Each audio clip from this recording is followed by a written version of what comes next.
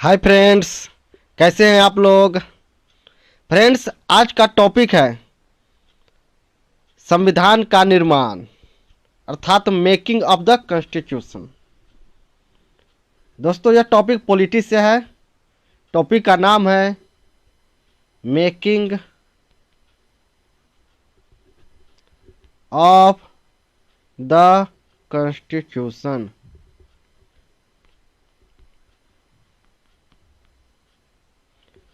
अर्थात संविधान का निर्माण। आइए दोस्तों, शुरू करते हैं और देखते हैं संविधान के निर्माण से क्या क्या प्रश्न बन सकते हैं। आइए शुरू करते हैं। पहला क्वेश्चन है, संविधान सभा के गठन का विचार सबसे पहले किसने रखा। Option A Sardar Vallabh Bhai Patel, option B Bhimrao Ambedkar, option C MN. Roy, option D doctor KM. Munshi.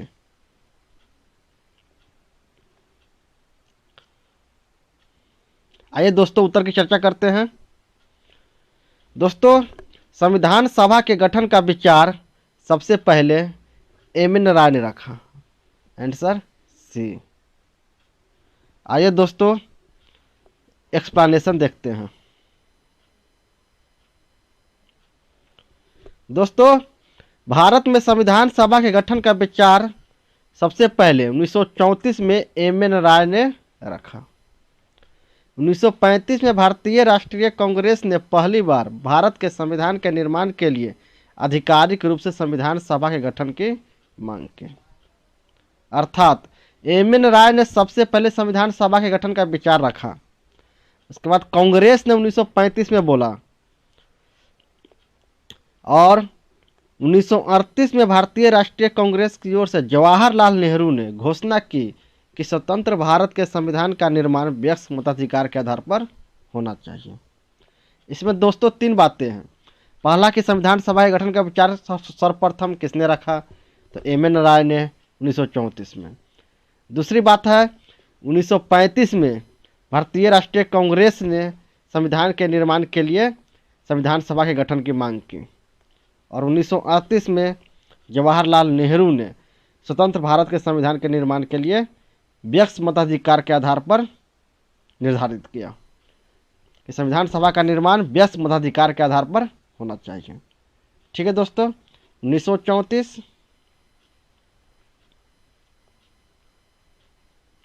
1935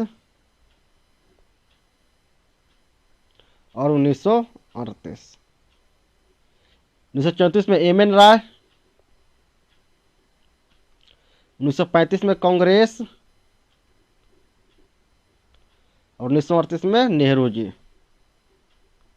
इस तरीके से आप याद रख सकते हो 1934, 35, 38, एम.एन. राय, कांग्रेस और नेहरू। ठीक है दोस्तों, चलिए नेक्स्ट क्वेश्चन। अगला क्वेश्चन है, कैबिनेट मिशन योजना के आधार पर संविधान सभा का गठन कब हुआ। अक्टूबर 1946 में, नवंबर 1946 में, दिसंबर 1946 में या नवंबर 1949 में। आइए दोस्तों, उत्तर की चर्चा करते हैं। दोस्तों, कैबिनेट मिशन योजना के आधार पर संविधान सभा का गठन नवंबर 1946 में हुआ। Answer B. आइए दोस्तों, एक्सप्लेनेशन देखते हैं। कैबिनेट मिशन योजना के तहत संविधान सभा का गठन 1946 में। कब? नवंबर 1946 में। संविधान सभा की पहली बैठक दोस्तों 9 दिसंबर 1946 को हुआ और संविधान सभा की अंतिम बैठक 24 जनवरी 1950 को। यहाँ तीन डेट है। नवंबर 1946 को संविधान सभा के गठन पहली बार गठन हुआ। संविधान सभा का पहला बैठक 9 दिसंबर 1946 को हुआ और अंतिम बैठक 24 जनवरी 1950 को। ठीक है दोस्तों, नवंबर 1946 में संविधान सभा का गठन, पहला बैठक 9 दिसंबर 1946 और अंतिम बैठक 24 जनवरी 1950। ठीक है दोस्तों, अगला क्वेश्चन।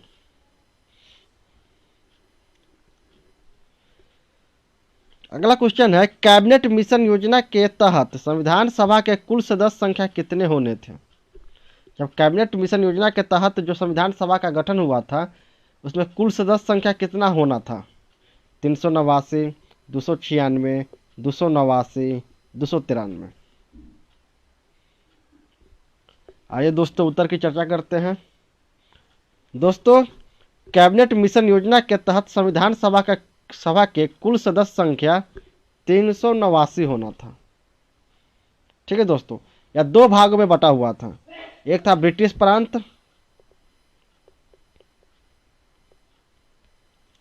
और दूसरा था देसी रियासत। देसी रियासत। ठीक है दोस्तों, 296 सीट ब्रिटिश भारत को मिला था और 93 सीट देसी रियासत को। ठीक है दोस्तों, आइए एक्सप्लेनेशन देखते हैं।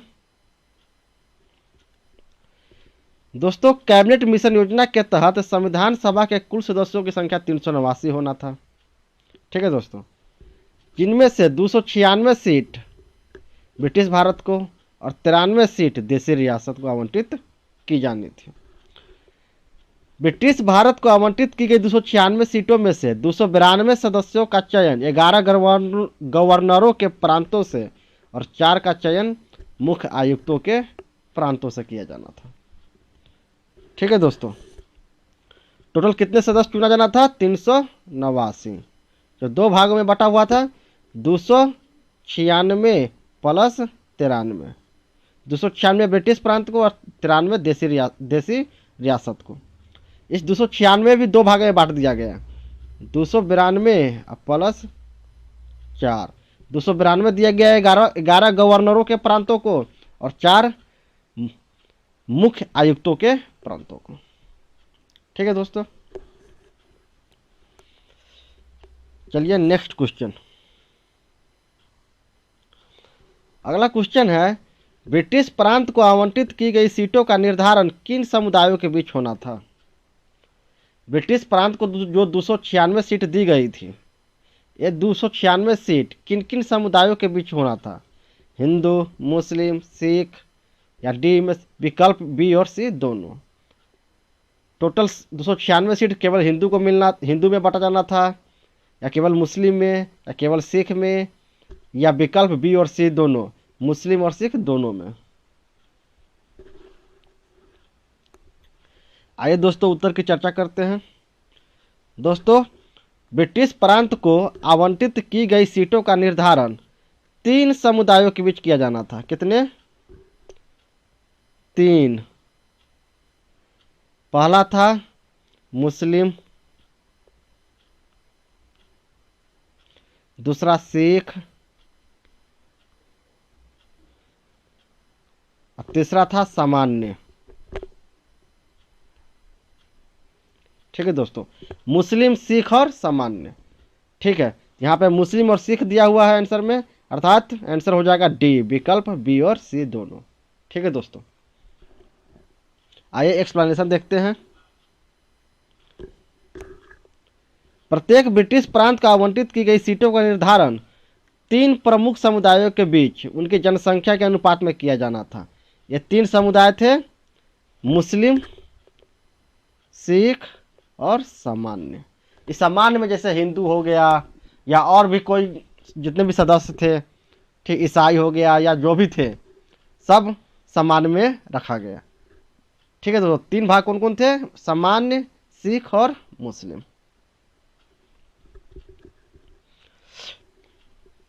आइए अगले क्वेश्चन पर चलते हैं। Question number 5। ब्रिटिश प्रांत में संविधान सभा के प्रतिनिधियों का चुनाव किस माध्यम से किया जाना था? ये जो चुनाव होना था प्रतिनिधियों का, इनका माध्यम क्या था? देशी रियासतों के प्रमुखों द्वारा चुना जाना था या एकल संक्रमणीय मत के माध्यम से होना था या ब्रिटिश गवर्नर जनरल के द्वारा होना था या ब्रिटिश महारानी के द्वारा होना था? किस माध्यम से वह चुनाव होना था? संविधान सभा के प्रतिनिधियों का चुनाव किस माध्यम से होना था? आइए दोस्तों उत्तर की चर्चा करते हैं।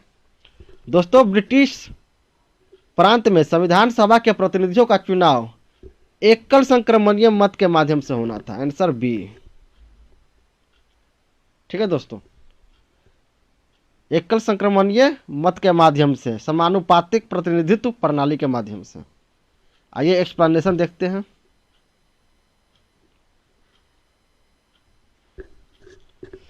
दोस्तों, ब्रिटिश प्रांत में प्रत्येक समुदाय के प्रतिनिधियों का चुनाव प्रांतीय असेंबली में उस समुदाय के सदस्यों द्वारा किया जाना था। किसके द्वारा किया जाना था? प्रांतीय असेंबली में जो उस समुदाय के सदस्य लोग जो बैठे हुए थे, तीन समुदाय थे ना, सामान्य, मुस्लिम और सिख, ये तीनों समुदाय जो है प्रांतीय असेंबली में बैठे हुए थे, ठीक है, उनके सदस्य थे। ये सदस्य एकल संक्रमणीय मत के माध्यम से समानुपातिक प्रतिनिधित्व तरीके से मतदान किया जाना था। किस माध्यम से? एकल संक्रमणीय मत, एकल संक्रमणीय मत, इसके माध्यम से।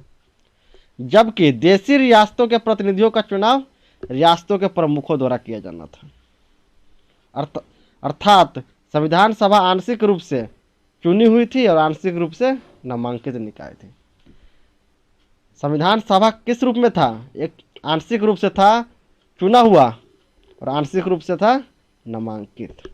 ठीक है दोस्तों, ब्रिटिश प्रांत में एकल संक्रमणीय मत प्रणाली के द्वारा और देशी रियासत में रियासतों के प्रमुखों द्वारा चुना जाना था। ठीक है दोस्तों, चलिए अगले क्वेश्चन पर चलते हैं। Question number 6। क्वेश्चन 6 है, संविधान सभा के लिए चुनाव में कांग्रेस को कितनी सीटें मिली? जो चुनाव हुआ उसमें कांग्रेस पार्टी को कितनी सीट मिली थी? 208, 73, 108, 293। आइए दोस्तों उत्तर की चर्चा करते हैं। दोस्तों, संविधान सभा के लिए हुए चुनाव में कांग्रेस को 208 सीट मिली थी, answer A. 73 seat Muslim league को मिली थी।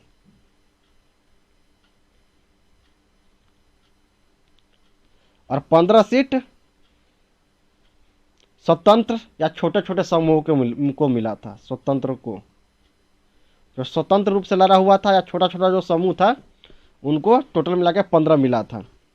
73 मिला था मुस्लिम लीग को, 208 मिला था कांग्रेस को। ठीक है, आइए एक्सप्लेनेशन देख लेते हैं। संविधान सभा के लिए चुनाव जुलाई अगस्त 1946 में हुआ था। कब हुआ था? जुलाई अगस्त 1946 में। इस चुनाव में भारतीय राष्ट्रीय कांग्रेस को 208 सीट, कांग्रेस को कितना सीट मिला था? 208, मुस्लिम लीग को 73 और छोटे समूह तथा स्वतंत्र सदस्यों को 15 सीट। ठीक है दोस्तों, देशी रियासतों को जो 93 सीट मिला था वह भर ही नहीं पाया था। 93 सीट जो देशी रियासतों में बांटा गया था वो भर ही नहीं पाया था, क्योंकि उन्होंने खुद को संविधान सभा से अलग रखने का निर्णय लिया। देशी रियासत, जब संविधान सभा का गठन हुआ था, देशी रियासत खुद को संविधान सभा से अलग रखने का निर्णय लिया था, इसलिए जो 93 सीट उनको मिली थी वो भर ही नहीं पाई। हालांकि बाद में वो शामिल धीरे धीरे होते चले गए, लेकिन शुरुआती टाइम में उनकी सीटें भर नहीं पाई थी। ठीक है दोस्तों, नेक्स्ट क्वेश्चन। अगला क्वेश्चन है, संविधान सभा के उपाध्यक्ष कौन थे? Doctor H.C. मुखर्जी, बेटी कृष्णामाचारी, राजेंद्र प्रसाद या डी विकल्प ए और बी दोनों? आइए दोस्तों उत्तर की चर्चा करते हैं। दोस्तों, संविधान सभा के उपाध्यक्ष दो थे, डॉक्टर H.C. मुखर्जी और बेटी कृष्णामाचारी, अर्थात आंसर डी विकल्प ए और बी दोनों। जी दोस्तों, संविधान सभा का उपाध्यक्ष कितने थे? दो, doctor H.C. Mukherjee, H.C. Mukherjee और बेटी कृष्णामाचारी दोनों थे। और अध्यक्ष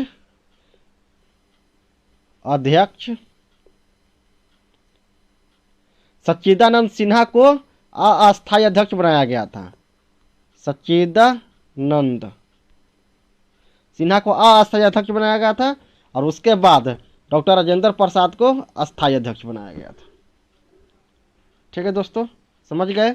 अध्यक्ष एक थे, सच्चिदानंद सिन्हा को अस्थायी और डॉक्टर राजेंद्र प्रसाद को अस्थायी अध्यक्ष। और संविधान सभा का उपाध्यक्ष दो थे, डॉक्टर H.C. मुखर्जी और बेटी कृष्णामाचारी। ठीक है दोस्तों, आइए व्याख्या देखते हैं क्या लिखा हुआ है। दोस्तों, संविधान सभा के सबसे वरिष्ठ सदस्य डॉक्टर सच्चिदानंद सिन्हा को संविधान सभा का अस्थायी अध्यक्ष चुना गया। बाद में डॉक्टर राजेंद्र प्रसाद को संविधान सभा का अध्यक्ष चुना गया, निर्वाचित हुआ। उसी प्रकार डॉक्टर एच.सी. मुखर्जी और बी.टी. कृष्णामाचारी को सभा का उपाध्यक्ष चुना गया, निर्वाचित हुआ। ठीक है, और दूसरे शब्दों में कहा जाए तो संविधान सभा के 2 उपाध्यक्ष थे। चलिए दोस्तों, अगले क्वेश्चन पर चलते हैं। क्वेश्चन नंबर 8, संविधान सभा में उद्देश्य प्रस्ताव को कब पेश किया गया? उद्देश्य प्रस्ताव, ठीक है, उद्देश्य प्रस्ताव जिसके आधार पर संविधान का निर्माण होना था। उद्देश्य प्रस्ताव संविधान का झलक था। ठीक है दोस्तों, तो पूछ रहा है कि यह उद्देश्य प्रस्ताव कब पेश किया गया? 13 दिसंबर 1946 को, 22 जनवरी 1947 को, 26 जनवरी 1950 को या 26 नवंबर 1949 को? आइए उत्तर की चर्चा करते हैं। दोस्तों, संविधान सभा में उद्देश्य प्रस्ताव को 13 दिसंबर 1946 को पेश किया गया। कब पेश किया गया? 13 दिसंबर 1946 को। और 22 जनवरी 1947 को पारित किया गया सर्वसम्मति से। 22 जनवरी 1947 को पारित किया गया और 13 दिसंबर 1946 को उद्देश्य प्रस्ताव पेश किया गया। पेश किसने किया था? जवाहरलाल नेहरू ने। जवाहरलाल नेहरू। ठीक है दोस्तों, आइए एक्सप्लेनेशन देखते हैं। 13 दिसंबर 1946 को पंडित नेहरू ने सभा में ऐतिहासिक उद्देश्य प्रस्ताव पेश किया। किसने? पंडित नेहरू ने, 13 दिसंबर 1946 को। इनमें संवैधानिक संरचना के ढांचे एवं दर्शन की झलक थी। उद्देश्य प्रस्ताव में क्या था? संवैधानिक संरचना का ढांचा एवं दर्शन। इस उद्देश्य प्रस्ताव को 22 जनवरी 1947 को सर्वसम्मति से स्वीकार कर लिया गया। कब स्वीकार किया गया? 22 जनवरी 1947 को। ठीक है दोस्तों, अगले क्वेश्चन पर चलते हैं। अगला क्वेश्चन है क्वेश्चन नंबर 9, संचालन समिति के अध्यक्ष कौन थे? Option A Jawaharlal Nehru, option B Sardar Patel, option C Ambedkar, option D doctor Rajendra Prasad. आइए दोस्तों उत्तर की चर्चा करते हैं। संचालन समिति का अध्यक्ष दोस्तों डॉक्टर राजेंद्र प्रसाद जी थे। ठीक है दोस्तों, संविधान सभा का जब निर्माण हुआ तो उसमें समितियों का भी निर्माण किया गया। तो उसी समिति से क्वेश्चन पूछते रहते हैं कि इस समिति का अध्यक्ष कौन है। आइए एक्सप्लेनेशन में देखते हैं। दोस्तों, डॉक्टर राजेंद्र प्रसाद को संचालन समिति, प्रक्रिया नियम समिति, वित्त एवं कर्मचारी समिति और राष्ट्र ध्वज संबंधी तदर्थ समिति, कितने हैं? कौन कौन है? संचालन समिति, प्रक्रिया नियम समिति, वित्त एवं कर्मचारी समिति और राष्ट्र ध्वज संबंधी तदर्थ समिति। ठीक है दोस्तों, जवाहरलाल नेहरू को क्या क्या मिला था? संघ शक्ति समिति, संघीय संविधान समिति, राज्यों के लिए समिति और प्रारूप संविधान के लिए जांच के लिए विशेष समिति।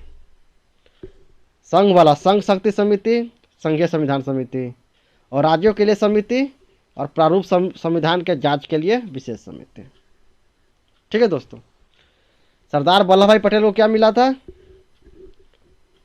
प्रांतीय संविधान समिति, प्रारूप संविधान के जांच के लिए विशेष समिति जवाहरलाल नेहरू, प्रारूप संविधान के जांच के लिए, और प्रांतीय संविधान समिति सरदार वल्लभ भाई पटेल, मौलिक अधिकार सरदार वल्लभ भाई पटेल, अल्पसंख्यकों एवं जनजातियों तथा बहिष्कृत क्षेत्रों के लिए सलाहकार समिति सरदार वल्लभ भाई पटेल।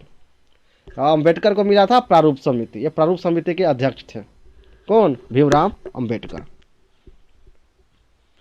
ठीक है दोस्तों, समझ गए। अगले क्वेश्चन पर चलते हैं। Question number 10,